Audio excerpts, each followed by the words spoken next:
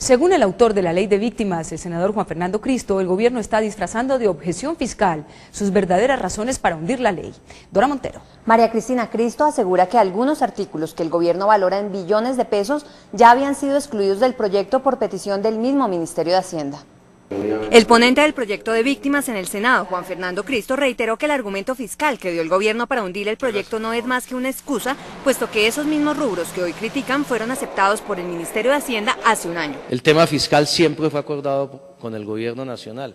La viceministra de Hacienda, en representación del ministro de Hacienda, en la subcomisión, en la plenaria del Senado, antes de la aprobación, hace un año, de esa ley, avaló la ley, presentó más de 20 proposiciones que fueron acogidas por nosotros los autores y eso facilitó su tránsito. Añadió que si en realidad había costos que excedían la capacidad del gobierno, el presidente tenía la posibilidad de objetar esos artículos y reenviar el proyecto al Congreso. ¿Por qué en lugar de objetarla parcialmente por inconveniente y permitir que saliera una ley que era y es muy importante para 4 millones de víctimas, decidieron de una manera salvaje, de una manera prepotente, de una manera totalmente inhumana con las víctimas de este país, hundir un trabajo de 2 años? El ministro de Hacienda, Óscar Iván Zuluaga, explicó el viernes que 4 artículos del proyecto que fue conciliado por el Senado y la Cámara de Representantes aumenta en 53 billones de pesos lo acordado con el gobierno y representa un hueco fiscal imposible de asumir. Cristo contradice esa versión y asegura que las cifras no tienen justificación real. Asumen 2 artículos, uno que tiene que ver con la indemnización de las víctimas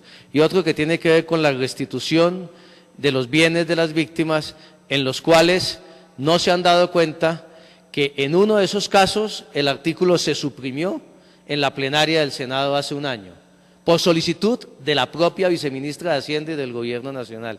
Y en el otro, el artículo que asumimos fue el artículo aprobado en la Cámara de Representantes con el aval del Gobierno y no el del Senado en el acta de conciliación. Y a esos 2 ítems le suman más de 30 billones de pesos. Los argumentos de los ponentes de la ley en Senado y Cámara serán expuestos mañana en una rueda de prensa.